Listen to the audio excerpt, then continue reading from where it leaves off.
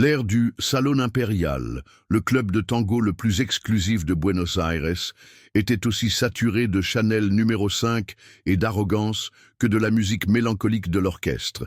C était une soirée de gala de charité à Recoleta, et chaque surface d'acajou poli et de cristal de Murano reflétait l'ostentation de l'élite porteña. Des centaines d'yeux, plus habitués à juger qu'à admirer, se déplaçaient avec lenteur entre les tables disposées en demi-cercle, débordant de bouteilles de Dom Pérignon et de coupes vides, attendant que la prochaine distraction justifie le prix exorbitant de leurs billets. Dans cette atmosphère, tout ce qui était pas richesse et lignage était invisible. Et cette invisibilité était le seul refuge de Lucia Morales. Lucia, 29 ans, se mouvait comme une ombre efficace, vêtue de l'uniforme immaculé, mais usée de serveuse, servant le champagne avec une précision mécanique et la tête basse. Ses yeux, profonds et sombres, portèrent la fatigue de 3 ans de service doublé pour payer les médicaments de sa grand-mère, mais dans sa posture voûtée résonnait l'écho silencieux d'une grâce réprimée, une histoire que personne dans ce salon ne prenait la peine de demander. Pour eux, elle n'était qu'une pièce du décor, un visage interchangeable. Le contraste avec la silhouette qui dominait la piste de danse était violent et cruel. Santiago Duarte Alarcón, 38 ans. Dans son smoking Tom Ford parfaitement ajusté, propriétaire de domaines couvrant des provinces entières, un homme dont le contrôle sur son environnement était aussi absolu que sa technique de tango. Santiago venait de terminer une routine techniquement impeccable avec sa partenaire professionnelle, une performance froide et calculatrice qui lui valut des applaudissements polis.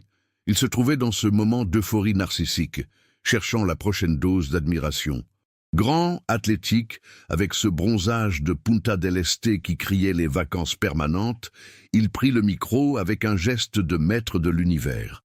Ses yeux noisettes, un instant, croisèrent ceux de Lucia, qui passait au bord de la piste avec un plateau chargé de coupes de cristal. Une idée perverse, née de l'ennui et de la supériorité sociale, alluma une étincelle de cruauté dans son sourire parfait. « Mesdames et messieurs », tonna la voix de Santiago, amplifiée par le micro. « Cette soirée est très prévisible. Nous avons tous vu le tango de la technique, le tango de l'académie, n'est-ce pas? Parfait, poli et vide. » Il marqua une pause dramatique pour que l'auditoire rit nerveusement de sa propre autocritique, qui n'était, bien sûr, qu'une excuse pour humilier les autres. On dit que le vrai tango naît de la douleur du peuple, de la rue, de la vraie vie. Quelle foutaise romantique! Le tango, c'est le contrôle, c'est la discipline, c'est la classe. Ce fut à cet instant précis que Lucia commit l'erreur impardonnable de croiser son chemin. L'orchestre marqua une brève pause, et le silence du salon amplifia le son métallique de Santiago, reposant le micro sur son pied. Il pivota vivement et l'intercepta avant qu'elle ne puisse se glisser entre les tables. Sa main gantée de cuir noir se referma brusquement sur le bras de Lucia, la stoppant net, faisant dangereusement trembler le plateau de cristal. Le centre de la piste, baigné par la lumière ambrée du chandelier, devint une scène de tribunal public pour la serveuse. « Vous, serveuse !» La voix de Santiago NN était pas forte, mais elle était chargée d'un mépris qui résonna dans le silence, faisant taire les murmures et tournant tous les regards vers eux. Lucia se figea, l'humiliation lui montant aux joues, ses yeux fixés sur le parquet noble comme si elle le voyait pour la première fois. Cet endroit qu'elle n'aurait jamais dû quitter selon les règles tacites du salon. Elle tenta de reculer, mais l'emprise de Santiago était ferme, possessive, celle d'un chasseur tenant sa proie. Santiago la força à se tourner vers le centre de la piste et vers les lumières, son visage simple et sans maquillage, contrastant avec l'éclat des diamants au cou des dames. « Cette femme, continua-t-il, s'adressant à la foule d'un ton condescendant, comme s'il présentait un spécimen de musée, nous sert depuis 3 ans. Elle a vu le tango des maîtres. Savez-vous danser le tango, petite ?» Lucia, à peine audible, la gorge sèche, murmura « Oui, monsieur », Autrefois, l'héritier rit, d'un rire cruel qui n'atteignait pas ses yeux, et dirigea son regard perçant vers la foule, transformant Lucia en divertissement de la soirée. Parfait, le tango du peuple en personne. Je vais faire une proposition publique. Un pari qui tranchera cette ridicule discussion de El-Ham contre la technique. Dansez avec moi si vous avez une âme. Si vous parvenez à m'émouvoir, moi qui ai dansé avec le meilleur de l'Europe, si vous parvenez à faire ressentir à ces gens quelque chose d'authentique avec votre danse de rue, je paierai 6 mois de votre salaire, en espèces ici et maintenant. Si vous aimez cette histoire sur la façon dont le talent et la dignité triomphent de l'arrogance, pourquoi ne pas me dire dans les commentaires quelle est votre chanson de tango préférée? Lucia sentit le poids de centaines d'yeux sur elle, chaque regard un jugement, chaque murmure une moquerie envers sa dignité, tandis que Santiago Duarte Alarcón terminait son humiliante proposition. Un défi qui résonnait de raillerie et de dédain. La condition finale qu'il imposa fut le coup de grâce, non pas sur l'argent, mais sur son essence. Mais quand vous échouerez, et vous allez échouer parce que le vrai tango exige des années d'entraînement que vous n'avez pas eues, vous admettrez devant tout le monde que tout ce discours sur le haut tango des rues n'est que du folklore romantique, un mensonge. Et vous retournerez en cuisine, d'où vous n'auriez jamais dû sortir. La cruauté était calculée, conçue non pour gagner un pari, mais pour détruire un moral, pour confirmer sa propre vision du monde, où la classe était tout. Sur le visage de Lucia, au début, on ne vit que la tension, la rougeur de la honte et le désir de disparaître, d'accepter la défaite pour échapper à la lumière qui l'exposait. Mais juste au moment où elle s'apprêtait à acquiescer en silence et à fuir, sa main serra instinctivement la poche de son tablier, touchant le carton usé d'une photo. C était l'image de sa grand-mère Carmen, dansant dans une milonga de la Boca des décennies plus tôt, avec le sourire le plus libre que Lucia ait jamais vu. Un souvenir fugace d'un lignage de douleur transformé en art, un héritage réduit au silence par l'élite même qui l'humiliait maintenant. Le tango pour Lucia N était ni un passe-temps ni une technique. C était un dialecte familial, enseigné depuis ses 5 ans par Carmen, sa grand-mère, une danseuse des années dorées qui avait connu les grands maîtres, mais dont la carrière avait été brisée par le racisme et la pauvreté systémique qui l'avait tenue à l'écart des salons comme elle impériale.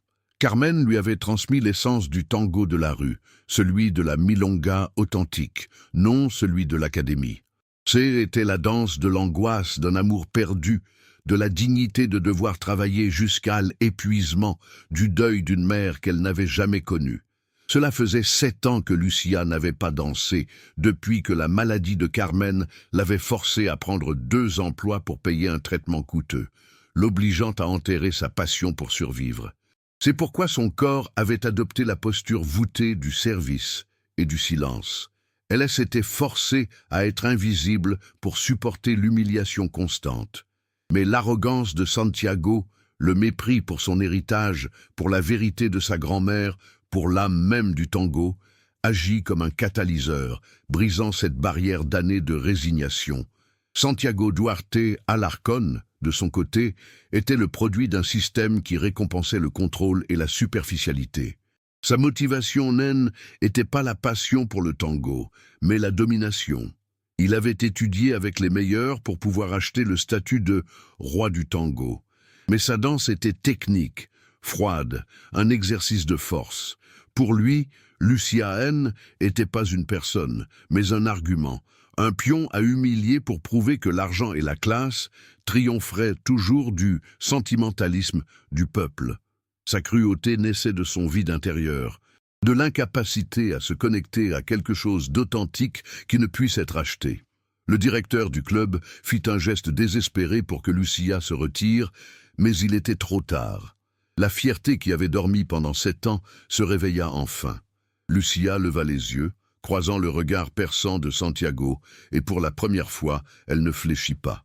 Sa voix, bien que tremblant légèrement, fut ferme et étonnamment claire, résonnant dans le silence. « J'accepte. mais pas pour l'argent.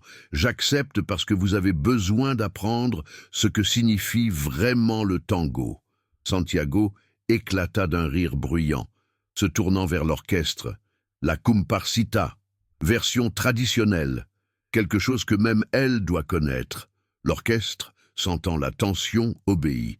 Santiago prit la position de l'abrazo, sa main sur la taille de Lucia avec une possessivité forcée. Le corps penché vers elle avec une agressivité qui cherchait à intimider et à dominer.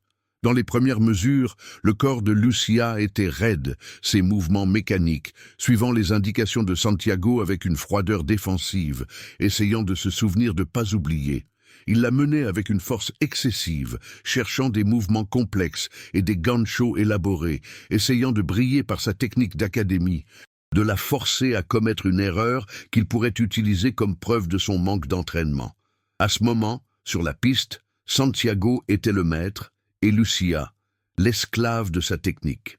Des murmures de dédain parcoururent la foule. « Regardez comme elle est raide », dit une dame. « Elle n'a pas l'élégance, ça se voit qu'elle n'est pas professionnelle. » Cependant, quelque chose se brisa en Lucia. Elle ferma les yeux un instant. Elle ne vit ni la foule ni Santiago. Elle vit l'humble milonga de la Boca, le visage souriant de Carmen, et entendit sa voix dans le écho de la musique. « Ma fille, le tango ne se danse pas avec les pieds, il se danse avec les cicatrices que personne ne voit. » À cet instant, Lucia ne dansait plus pour l'argent ni pour le pari. Elle dansait pour honorer sa grand-mère, pour libérer la douleur qu'elle avait réprimée.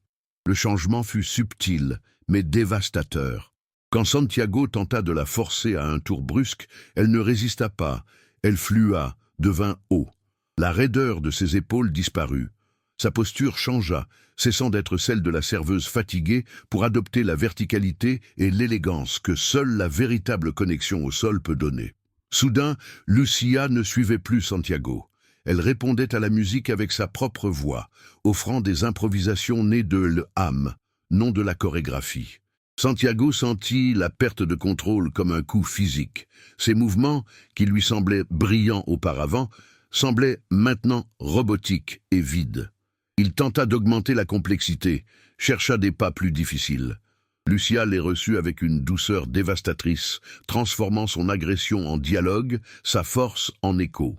Elle ouvrit les yeux et la soumission avait complètement disparu, remplacée par une intensité féroce, la profondeur océanique d'une vie marquée par l'adversité. La tension monta progressivement. Lucia commença à danser pieds nus. Elle retira son tablier de serveuse, le jetant au sol, un acte symbolique de rébellion. Le nœud de ses cheveux se défit, les ondulations sombres tombèrent sur ses épaules, et la transformation fut totale. Elle n'était plus Lucia, la serveuse invisible, elle était Lucia, l'héritière du tango de la vérité.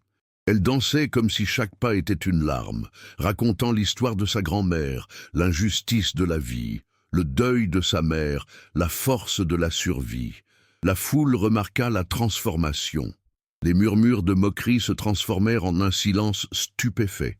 Les rires condescendants s'évanouirent, remplacés par une admiration incrédule. « Mon Dieu, ça, c'est du vrai tango !» murmura une vieille dame, une critique d'art renommée, portant la main à sa bouche. L'orchestre, sentant l'énergie, improvisa, prolongeant le tango au-delà de sa durée normale. Le bandoneon, avec sa plainte, devint le narrateur de l'histoire de Lucia.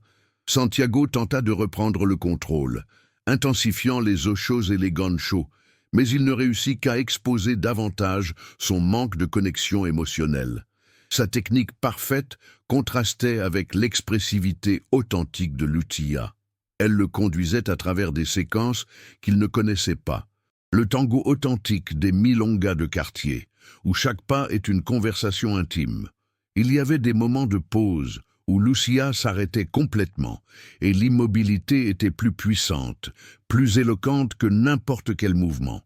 Santiago commença à transpirer, non pas à cause de l'effort physique, mais par peur d'être exposé. Finalement, le climax de la danse approcha. Lucia exécuta un mouvement que sa grand-mère lui avait enseigné, elle, étreinte brisée. Un pas qui ne fonctionne que lorsqu'il y a une vérité émotionnelle absolue. Les corps se séparèrent, unis seulement par la connexion des mains, créant une tension insupportable, pour ensuite se retrouver dans une étreinte intime, dévastatrice d'honnêteté. Santiago, essayant de la suivre, s'effondra émotionnellement, ses yeux se remplirent de larmes, confronté à son propre vide à travers le miroir de l'âme de Lucia. La technique S était rompue, laissant la vérité à nu. Ce N n'était pas Lucia qui manquait d'âme, c'était lui. Pensez-vous que Lucia aurait dû accepter l'argent de Santiago ou a-t-elle bien fait de n'accepter que par dignité? La musique, cette version étendue et émotive de la Comparsita, s'éteignit finalement dans une plainte prolongée du bandoneon, laissant un silence dense et profond dans El Salón Impérial. Santiago et Lucia restèrent immobiles au centre de la piste, eux toujours unis dans la fin de Elle étreinte brisée. Le corps de Santiago tremblait visiblement, des larmes silencieuses mais abondantes coulaient sur son visage, non pas à cause de la douleur physique, mais de la dévastation de confronter son propre vide, de ressentir une émotion authentique pour la première fois depuis des années. Lucia le lâcha doucement, reculant d'un pas, son visage maintenant illuminé par une lumière de libération. La foule, auparavant bourdonnante, était dans un silence de stupeur, retenant son souffle, incapable de rompre le sortilège. Le silence fut rompu par un applaudissement isolé qui se transforma rapidement en un tonnerre assourdissant. Les gens se levèrent, criant « Brava! Bravo !» L'ovation fut totale, spontanée, née d'une émotion que l'argent et le glamour ne pouvaient ni acheter ni feindre. Lucia, pour la première fois, sentit qu'elle n'était plus invisible. Ses yeux parcoururent les visages de l'élite, et sur eux, il n'y avait pas de moquerie, mais une admiration inconditionnelle, un respect gagné par la vérité de son art. À cet instant, elle prit le contrôle total du récit, inversant complètement les rôles de l'oppresseur et de l'opprimé. Ce fut alors qu'eut lieu la révélation cruciale, celle qui consolida la victoire morale de Lucia.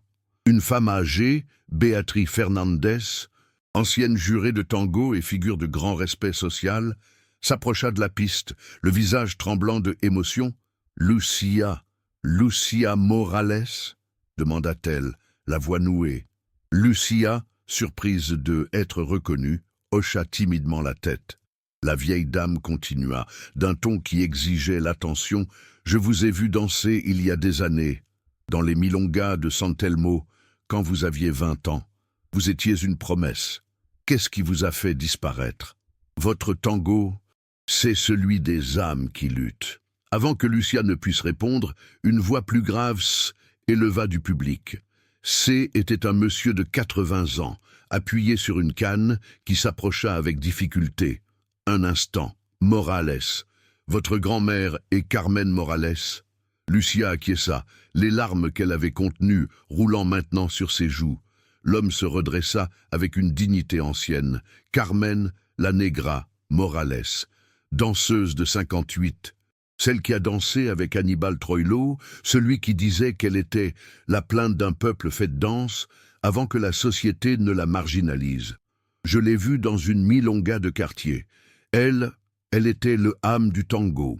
Et ceci est son héritage. La révélation tomba comme un coup de foudre. Le silence devint encore plus profond. Les gens réalisèrent qu'ils n'avaient pas seulement été témoins d'un talent caché, mais qu'ils avaient été complices d'une injustice historique. La femme qui leur servait à boire était l'héritière d'une légende, réduite au silence par le système même d'exclusion sociale qu'il représentait. Lucia, à cet instant, devint l'encre émotionnelle et morale du salon, incarnant la dignité qu'ils avaient tenté de piétiner. Santiago Duarte Alarcón, toujours à genoux, le smoking trempé de sueur et de larmes, fut confronté à la vérité. La technique de sa danse d'académie, avec sa perfection vide, pâlissait devant l'authenticité que Lucia avait déployée sur la piste. Il se releva, maladroit, et s'adressa à Lucia d'une voix brisée, la mâchoire tremblante d'une émotion qu'il ne pouvait contrôler. Je n'ai rien compris. Toutes ces années, tout cet argent, cette technique parfaite. Et vous, Avec votre uniforme, vous m'avez appris en 3 minutes ce que je n'ai jamais appris. Dans votre danse, il y a la vie que j'ai ignorée. » Quelqu'un dans la foule, ne pouvant se retenir, cria. « Et alors, Santiago, elle vous a ému ou non? Elle vous a fait pleurer, mon vieux. Admettez la défaite. » L'héritier se tourna, sa posture arrogante complètement effondrée. Il regarda Lucia avec une supplication authentique. « Pardonnez-moi, pardonnez-moi mon arrogance, mon aveuglement. Je croyais que le tango, comme tout, pouvait s'acheter et se dominer.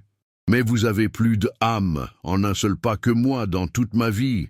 Comment pouvez-vous pardonner à un imbécile comme moi ?» Lucia s'approcha et d'un geste de profonde compassion qui n'avait pas la moindre rancune, elle toucha le bras de Santiago. Ce fut un contact doux qui contrastait avec la poigne brutale qu'il avait eue au début du défi. Elle, avec la dignité qui était sa vraie richesse, exposa la superficialité de l'arrogant. « Monsieur Duarte, je n'ai pas besoin de votre pardon. C'est vous qui avez besoin de vous trouver. Le tango, ce n'est pas dominer l'autre, c'est s'abandonner à la musique, à l'émotion. Vous avez la technique. Maintenant, vous devez trouver la raison de danser. » Elle ne l'humilia pas, mais lui offrit la seule chose qu'il ne pouvait acheter, une leçon d'humanité. En faisant cela, Lucia surmonta sa propre mémoire douloureuse. En affirmant sa valeur et celle de sa grand-mère, en se dépouillant de l'uniforme et en dansant pieds nus, elle se libéra des 7 années de deuil et de résignation. Elle s'accepta comme la dépositaire de cet héritage réduit au silence. Son visage, autrefois marqué par la fatigue de la serveuse, irradiait maintenant une force sereine. L'acceptation de son passé lui donnait une autorité morale que tout l'argent de Santiago ne pourrait jamais égaler. Le public, qui avait commencé la soirée avec un dédain silencieux pour la serveuse, lui offrait maintenant un soutien inconditionnel. Lucia, l'humiliée, était transformée en l'héroïne de la soirée. L'héritier, le détenteur du pouvoir social, était maintenant un homme exposé dans son vide. Elle avait fait taire l'arrogant non par des mots, mais par la vérité indéniable de son art, affirmant que l'essence humaine et la dignité prévaudront toujours sur la richesse matérielle. L'air du salon impérial S était chargé d'un magnétisme entièrement nouveau, un magnétisme qui ne s'achetait pas, mais se respirait. La libération. Lucia Morales, debout sur la piste, n'était plus la serveuse invisible. Elle était une artiste, une femme libérée. Elle avait accepté et embrassé son héritage. Sa victoire n'était pas seulement une anecdote, mais le début de sa nouvelle réalité, où son but n'était plus de survivre, mais de créer, d'inspirer et d'honorer son héritage. Le regard dans ses yeux promettait un chemin clair, suivre la passion et l'héritage qu'elle avait abandonnés par nécessité. Santiago Duarte Alarcón, humilié sur son trône de cristal, fit face aux conséquences claires et directes de son arrogance. Sa façade de contrôle était effondrée, exposée par la vérité brutale de l'art de Lucia. La voix toujours tremblante, il s'approcha du micro, son geste précédent de domination devenu un acte de reddition. « J'avais promis 6 mois de salaire, mais Madame Morales ne s'est pas contentée de m'émouvoir. Elle m'a transformé. C'est pourquoi je ferai plus. Je vais établir la Bourse Carmen Morales, une fondation permanente pour les danseurs de tango des quartiers populaires, pour que des talents comme celui de Lucia n'aient pas à choisir entre l'art et la survie. Je veux rendre justice à l'art que j'ai ignoré. » La foule applaudit, mais Lucia intervint avec la dignité de celle qui ne cherche pas la charité, mais la vraie justice. « Monsieur Duarte, je n'ai pas besoin de bourse, mais ma grand-mère Carmen, est à la maison, malade, et elle a besoin d'un traitement médical coûteux que nous ne pouvons pas payer. Si vous voulez vraiment rendre justice, commencez par elle, par la femme qui a maintenu le tango authentique en vie, quand des salons comme celui-ci lui fermèrent la porte. » Lucia ne demanda pas seulement de l'aide, elle confronta l'arrogant à la vérité du système que sa famille avait contribué à perpétuer. La réponse de Santiago fut la preuve que sa transformation était authentique, pas seulement un acte de honte publique. Les larmes revinrent dans ses yeux. ce sera fait. Et pas seulement le traitement. J'aimerais rencontrer grand-mère Carmen, lui demander pardon et apprendre d'elle, si elle accepte d'enseigner à un imbécile arrogant comme moi. Par cette déclaration, il accepta sa position d'infériorité morale, marginalisé et confronté à la vérité de sa superficialité. Le directeur du club tenta de s'approcher de Lucia, nerveux, pour lui offrir de reprendre son travail, mais la distinguée Béatrice Fernandez, l'ancienne jurée de tango, l'arrêta d'un geste impérieux. Sa voix résonna dans le salon. « Un travail ? Cette femme ne servira plus jamais de table. Je suis directrice de l'Académie nationale de tango. Lucia, j'ai besoin que vous soyez notre instructrice principale. Nous avons besoin de quelqu'un qui enseigne l'âme, pas seulement les pas, le tango de la vérité. » L'ovation de la foule à cette offre fut plus assourdissante que n'importe quel applaudissement précédent. Lucia était libre. L'histoire de Lucia et Santiago devint virale internationalement en quelques heures. Les gros titres criaient « Serveuse humiliée par un millionnaire le fait pleurer avec un tango ». Santiago devint un exemple de l'arrogance châtiée, mais aussi, étonnamment, d'une rédemption authentique. Il ferma ses académies de tango d'élite et commença à fréquenter les milongas de quartier, habillé modestement, un étudiant humble à la recherche de l'âme qui manquait à sa technique. Lucia, de son côté, embrassa son nouveau but.